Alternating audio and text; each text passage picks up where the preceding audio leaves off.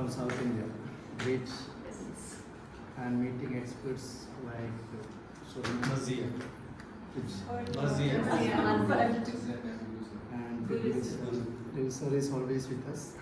Okay. Actually, as you said, a lot of apprehensions were there regarding the program, because multilingualism, how can we incorporate in ELT?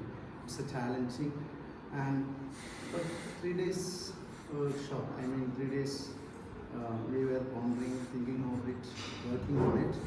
But now when the presentation completed, we could feel that some interventions from our part will help the learners in the grassroots level to explore the language. Because the whole exercise is to help our learners. The entire system, it has been working, but still limitations are there. And this is one of the ways of addressing those issues.